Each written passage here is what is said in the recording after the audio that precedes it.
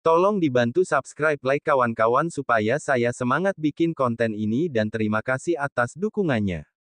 Semoga panjang umur sehat selalu untuk kawan-kawan. Selamat menyaksikan. Mari kita mulai cerita sebelumnya. Judul cerita Legenda Raja Serigala. Bab 802. Dewa Perang Kedua. Bayangan dan pasukan serigala tak dapat menyembunyikan kemarahannya saat melihat kedatangan orang-orang itu. Kematian para pemimpin pasukan serigala tidak lepas dari perbuatan mereka. Wush! Tanpa ragu, bayangan segera mengayunkan tinjunya. Buk, plak, brak. Namun, Dewa Perang Kedua tetaplah Dewa Perang Kedua. Tak peduli seberapa marahnya bayangan, dia tetap tidak bisa menyamai kekuatan bertarung pria itu. Dalam waktu kurang dari 3 ronde, dia berhasil ditumbangkan oleh Dewa Perang Kedua. Wush! Pasukan serigala yang tersisa hendak maju untuk membantu. Namun, tentara legendaris di belakang Dewa Perang Kedua pun tak kalah cepat.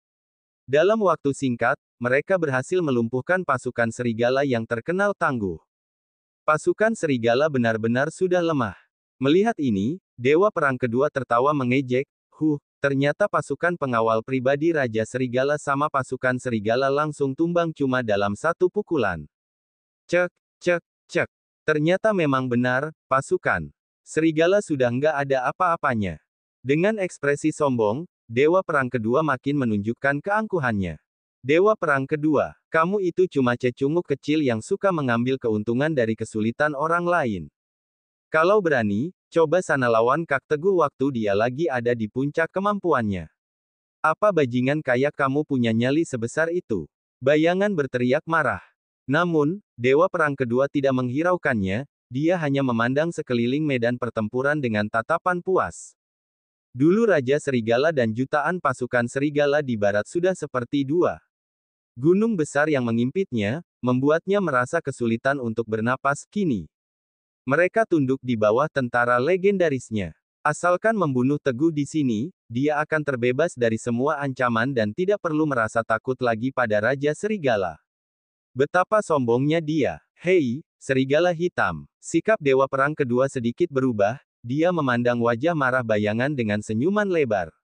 Sebagai kapten pasukan pengawal pribadi Raja Serigala, kamu lumayan setia, ya.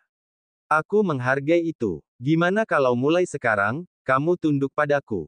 Nanti, setelah kembali ke ibu kota, aku bakal kasih kamu jabatan tinggi. Setelah mengatakan hal itu, Dewa Perang Kedua menatap bayangan dengan antusias. Cuih! Tanpa ragu, bayangan meludahi wajah Dewa Perang Kedua dan berseru, aku nggak sudi jadi pengikutmu. Orang lemah kayak kamu, yang bahkan nggak punya nyali buat langsung hadapi Kak Teguh, masih berani omong kayak gitu. Padahal bisanya cuma main licik doang. Menurutku, kamu malah kayak sapi yang kebanyakan makan. Amarah Dewa Perang Kedua sontak memuncak. Buk, plak, brak, pertarungan kembali meletus. Dia terus menyerang bayangan dengan pukulan dan tendangan. Wah! Setiap pukulannya terasa begitu menyakitkan bagi bayangan, seolah-olah menusuk ke dalam dagingnya.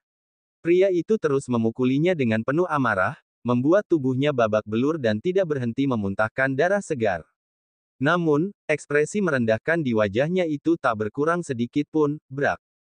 Dewa Perang Kedua menarik keluar senjatanya dan menekannya dengan keras di dahi bayangan.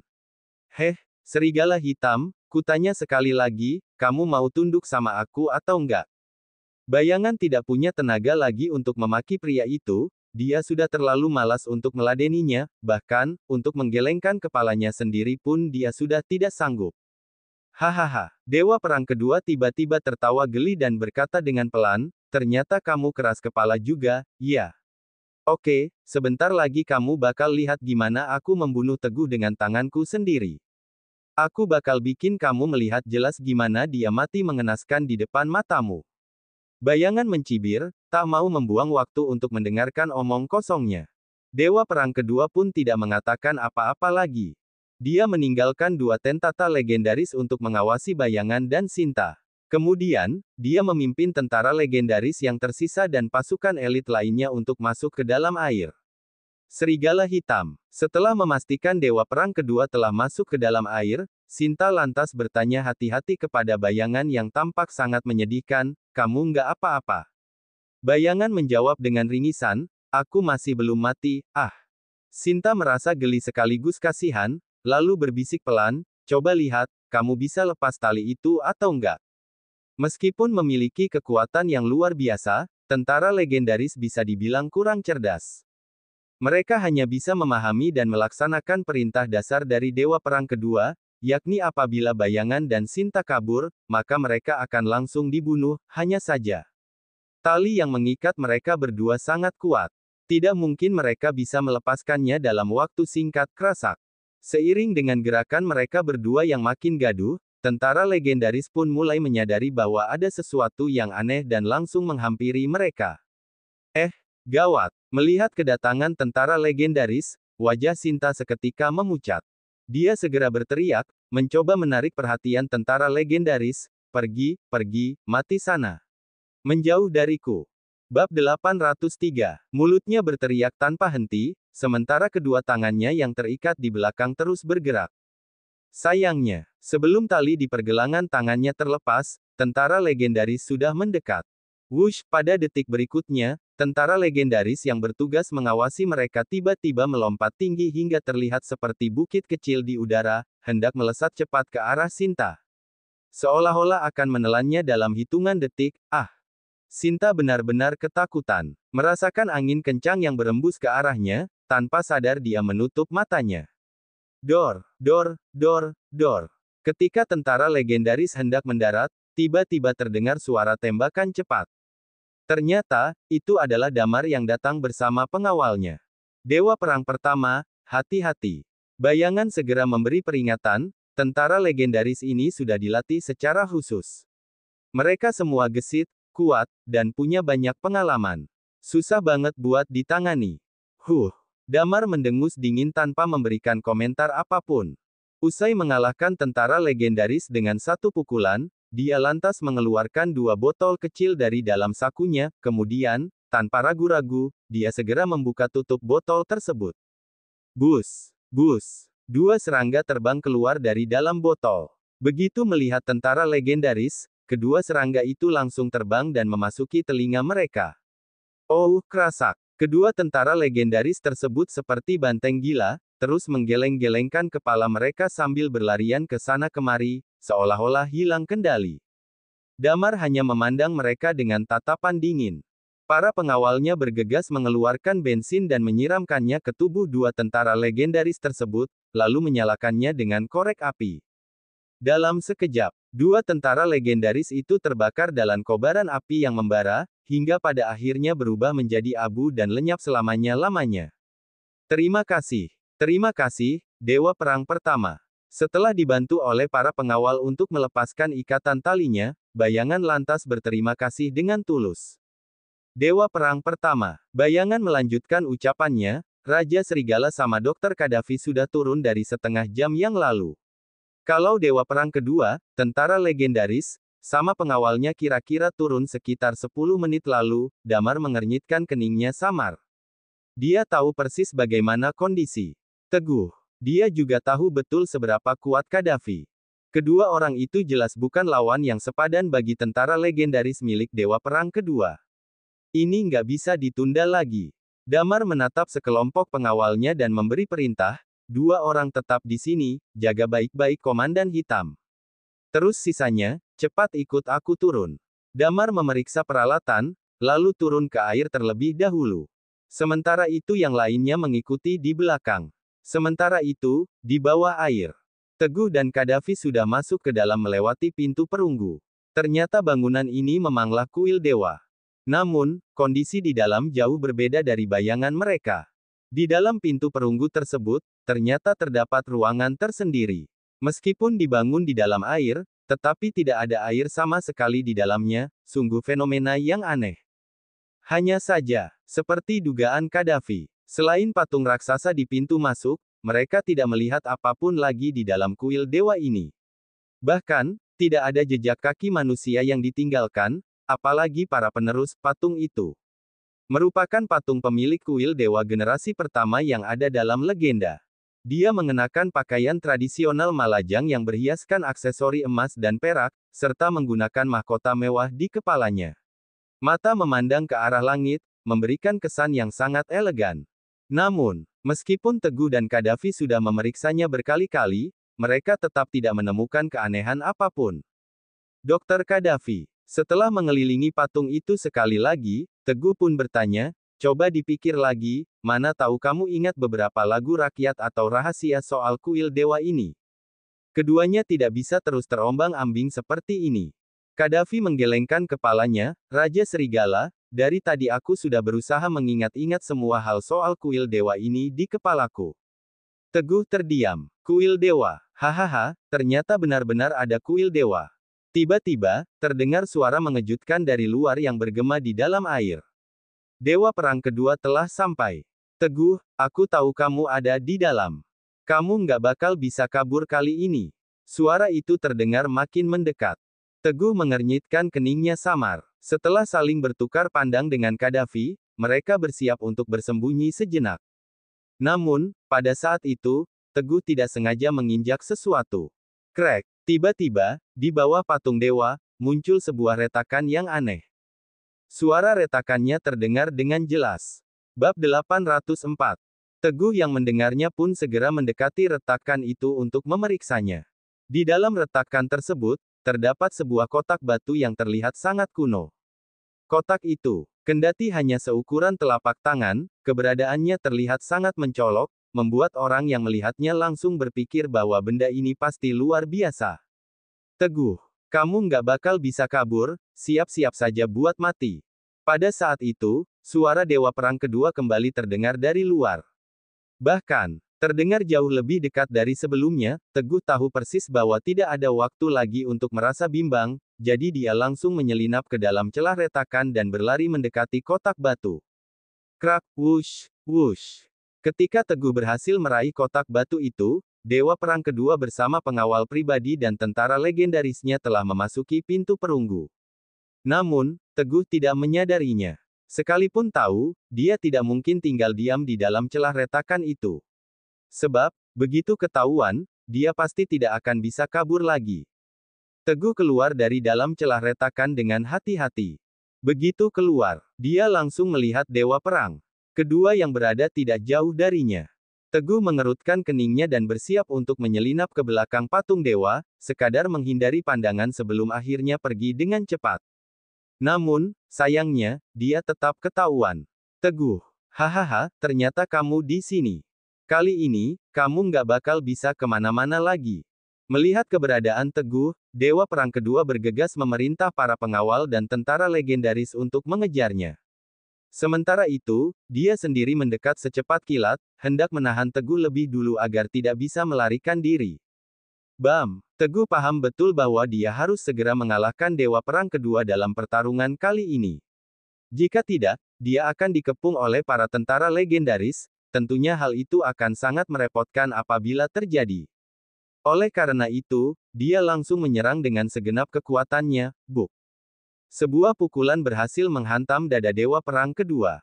Rupanya, Dewa Perang Kedua terlalu meremehkan segalanya dan tergesa-gesa. Alhasil, dia benar-benar dikalahkan oleh Teguh. Namun, selain malu, hal ini juga membuatnya marah. Ayo, serang. Semua tentara legendaris berbondong-bondong untuk mengepung Teguh, buk. Wush. Boom. Kekuatan tentara legendaris begitu luar biasa. Andai dia dalam kondisi prima, tentu saja Teguh tidak akan takut. Namun, sekarang, Teguh bukanlah lawan yang sepadan untuk tentara legendaris. Yang mulia Raja Serigala, biar ku bantu. Pada saat-saat kritis, Qaddafi datang dari belakang untuk membantu Teguh melawan mereka semua. Sejumlah lipan beracun dan mantra terlarang ia luncurkan satu demi satu. Meskipun sudah kewalahan, kekuatan serangannya tidak berdampak besar kepada tentara legendaris. Yang mulia Raja Serigala, kita harus mundur. Ini adalah cara terakhir yang bisa dilakukan. Blup, Teguh hendak mundur. Namun, tentara legendaris ini rupanya sangat ganas. Mereka menyerang dengan cepat dan tanpa ampun, sama sekali tidak memberi kesempatan bagi Teguh untuk bernapas. Akibatnya, dia terus memuntahkan darah segar dari mulutnya. Qaddafi tidak punya pilihan lain dan mencoba membawa Teguh pergi dengan paksa, tetapi sayangnya dia malah ikut terkepung. Dewa Perang Kedua sontak menyunggingkan senyum sinis kala melihat kemenangan sudah ada di depan matanya. Siapa sangka, Raja Serigala Barat yang dulunya dihormati banyak orang, sekarang hampir mati di tanganku. Kasihan sekali, sudah nggak bisa melarikan diri dari kejaranku dan bakal mati di tempat asing ini. Hahaha. Ekspresi kepuasan yang jahat terpancar jelas dari wajahnya. Hei, jangan senang dulu. Tiba-tiba, terdengar suara dingin dari luar. Sesaat kemudian, beberapa lipan beracun terbang masuk dan hinggap di tubuh setiap tentara legendaris. Itu adalah Dewa Perang pertama, Damar kamu. Begitu melihat kedatangan Damar, Dewa Perang Kedua sontak menyipitkan matanya dan menatap tajam lawannya itu, bola matanya. Bab 805. Tak perlu diragukan lagi, kebenciannya terhadap Damar sama besarnya dengan apa yang dirasakannya kepada Teguh. Damar, Dewa Perang Kedua menatapnya dengan tajam, matanya berkilat dingin. Kamu pikir, kali ini kamu bisa nyelamatin Teguh? Aku sudah bilang, kan, hari ini dia pasti mati. Nggak bakal ada yang bisa selamatin dia. Damar balas menatapnya dengan tajam. Dia menanggapi ucapannya dengan tenang, Dewa Perang Kedua, kamu itu sudah jadi anjing penguasa. Bisa-bisanya kamu tega menindas orang-orang yang sudah berjasa untuk Serenara. Lihat saja, suatu hari nanti, kamu pasti bakal lebih menderita. Dewa Perang Kedua seketika berang. Egonya tersentil. Omong kosong. Dewa Perang Kedua mendengus. Teguh, kamu, sama kalian semua memang pantas mati. Pokoknya, siapapun yang berani-beraninya halangin aku, semuanya harus mati. Setelah mengatakan hal itu, matanya memancarkan kilatan kekejaman, dia pun segera memberikan perintah kepada tentara legendaris. Bunuh dia, bunuh mereka semua, jangan sisain satu orang pun. Melihat aura membunuh yang terpancar kuat dari lawannya, Damar tak kuasa menahan rasa terkejutnya, kegelisahan makin menyelimuti hatinya. Di saat yang bersamaan, para pengawalnya langsung mengepung dengan semangat yang membara. Buff, buff. Di bawah perintah Dewa Perang Kedua, para tentara legendaris itu melawan dengan membabi buta. Perang besar hampir meletus. Pertarungan antara para pengawal dengan tentara legendaris makin sengit. Dewa Perang Kedua memandang Damar dengan penuh amarah. Sementara itu, para tentara legendaris masih berusaha untuk melepaskan diri dari kendali lipan beracun. Teguh. Damar tahu betul bahwa lipan beracun tidak dapat mengendalikan tentara legendaris untuk waktu yang lama. Oleh karena itu, dia segera memberi peringatan, cepat kabur, biar aku yang nahan mereka. Teguh langsung mengerti, sekarang bukan saatnya untuk mengulur waktu. Dia menatap Damar penuh makna sebelum mengambil kotak batu itu dan pergi tanpa menoleh ke belakang mau kabur. Kamu nggak akan bisa kabur hari ini. Tanpa ragu, Dewa Perang Kedua berusaha menghentikan Teguh. Hei, lawanmu itu aku. Damar mendengus dingin dan bergegas maju untuk menghalangi Dewa Perang Kedua, kamu cari mati, ya. Dewa Perang Kedua sontak murka. Dia bertarung sengit dengan Damar, buff. Buah, buff. Tak lama kemudian, tentara legendaris berhasil lolos dari kendali lipan beracun. Mereka segera berlari ke arah Damar dengan kecepatan tinggi, membuat pria itu makin terpojok. Buff. Plak. Duah. Dalam sekejap, tentara legendaris berhasil mengalahkannya dengan mudah. Membuat Damar mulai muntah darah tanpa henti, Dewa Perang Kedua mendengus dingin, bersiap untuk mengejar Teguh. Namun, tiba-tiba dia merasakan kakinya ditarik dengan keras, membuatnya tak bisa bergerak sama sekali. Rupanya Damar memeluk kakinya erat, mencegahnya untuk mengejar Teguh. Dewa Perang Kedua langsung marah. Dia mengangkat kakinya dan menendang lengan Damar dengan keras. Sayangnya, tekad Damar sudah bulat. Tidak peduli seberapa keras Dewa Perang Kedua menendangnya, dia tetap memeluk kaki kiri pria itu erat-erat, mencegahnya untuk bergerak barang selangkah. Damar, kalau kamu nggak lepasin kakiku, aku bakal bikin kamu menyesal datang ke sini, ucap Dewa Perang Kedua dengan aura membunuh. Mendengar hal itu, Damar justru mempererat pelukannya. Dor, sedetik kemudian, Dewa Perang Kedua tanpa ragu menembak kakinya, membuat tubuhnya bergetar hebat dan kakinya terluka parah. Meninggalkan lubang yang menganga lebar. Tampak begitu mengerikan. Namun, Damar masih enggan melepaskan cengkeraman tangannya di kaki Dewa Perang Kedua. Kalau kamu masih keras kepala, tembakan berikutnya bakal langsung bikin nyawamu melayang. Dewa Perang Kedua mengangkat pistolnya secara perlahan dan mengarahkan moncongnya ke pelipis Damar. Bab 806. Aura membunuh yang begitu kental memenuhi ruangan kuil dewa yang sempit. Teguh tersentak tatkala mendengar suara tembakan yang dilesatkan. Matanya langsung berapi-api ketika melihat kejadian itu di hadapannya, Damar. Damar. Dia adalah salah satu rekan sekaligus sahabat terbaiknya di Serenara. Namun, tepat ketika Teguh hendak bertindak, Damar yang melihat gerak-geriknya langsung berteriak keras dengan suara yang menyayat hati, "Pergi! Teguh, cepat pergi, nggak usah peduliin aku. Kamu mau semua usaha kita sia-sia. Mau ngebiarin pasukan serigala yang udah korbanin nyawanya mati sia-sia dan nggak tenang di alam sana." Hati Teguh terasa seperti ditusuk pisau. Kemudian, dengan tekad bulat, dia memutuskan untuk berbalik dan melarikan diri. Sial! Dewa Perang Kedua marah besar dan kembali menendang Damar dengan keras. Melihat Damar yang sama sekali tidak berniat untuk melepaskannya, dia kembali mengarahkan pistolnya ke kaki pria itu. Dor! Sontak, darah menyembur dari kaki Damar. Sungguh mengerikan. Kedua kakinya berhasil dilumpuhkan oleh Dewa Perang Kedua, namun, dia sama sekali tidak bergeming, tanpa mengeluarkan rintihan kesakitan ataupun mengumpat marah, hanya terus mencengkeram erat kaki pria itu, Damar. Amarah Dewa Perang Kedua meledak saat sosok Teguh hampir menghilang dari pandangannya. Tanpa ragu, dia mengarahkan pistolnya ke kepala Damar. Damar menyeringai, mulutnya sudah penuh dengan darah segar. Dia tidak mengernyit kesakitan. Tidak ada ketakutan pula di wajahnya, dia hanya melirik ke arah Narwanda dengan penuh makna. Di sana, ada orang yang paling dia sayangi. Putrinya, Kila Yanwari, Dor. Suara tembakan kembali terdengar. Sebuah lubang menganga muncul di kepala Damar. Darah segar mengalir dengan deras. Perlahan, tatapannya mulai kosong. Di dalam binar matanya yang tersisa, terdapat kasih sayang dan tekad yang tak terhingga. Kila. Maaf, ayah nggak bisa lindungin kamu lagi. Pokoknya, kamu harus hidup dengan baik, ya. Di sisi lain, ada sedikit perasaan lega di dalam hatinya. Kematian istrinya selalu menjadi luka besar dalam hati Damar. Hal itu jugalah yang membuatnya kehilangan semangat dan memutuskan untuk mundur dari pusat kekuasaan Serenara. Kini, dia akhirnya bisa bertemu kembali dengan istrinya. Sedetik kemudian, kepala Damar akhirnya terkulai lemas di tanah Dewa Perang Pertama Serenara, Damar Yanwari, yang dulunya merupakan sosok tak tertandingi, dan orang yang dijuluki sebagai bintang kembar Serenara, bersama Teguh, kini tewas di negeri asing. Kisah sang pahlawan pun berakhir. Hal yang tersisa hanyalah perjalanan pulang menuju alam keabadian. Dewa Perang Kedua menggeram, bersiap untuk mengejar Teguh. Namun, ketika dia hendak melangkah, ternyata masih ada sepasang tangan yang melingkari kakinya. Rupanya, meskipun telah mati, cengkeraman tangan Damar tetap bertahan. Sial, nyebelin banget, sih. Dewa Perang Kedua mendelik tajam, menendang tangan Damar dengan keras, lalu pergi mengejar Teguh bersama tentara legendaris. Pada saat ini, Teguh dan Kadafi berhasil melarikan diri, mereka sudah sampai di sebuah jembatan kayu.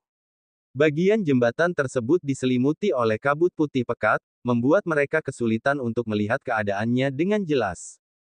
Namun, dari embusan angin dingin yang terus menerjang, tampaknya tempat tersebut tidaklah bersahabat. Selain itu, jembatan kayu ini sepertinya sudah mengalami pelapukan selama berabad-abad. Pelapukan selama berabad-abad, terlihat sangat rapuh dan hanya bisa dilalui satu orang. Yang mulia Raja Serigala, silakan pergi duluan, biar aku yang nahan mereka. Kadafi berkata pada Teguh seraya terus menoleh ke belakang. Teguh lantas menggelengkan kepalanya dan berkata, orang yang diincar Dewa Perang Kedua itu aku. Aku nggak mau nyeret kamu ke dalam masalah ini, sana cepat pergi duluan. Melihat ketegasan Teguh, Kadafi tak mau mengulur waktu lagi, dan dia pun mulai menapakkan kakinya di atas jembatan itu. 807.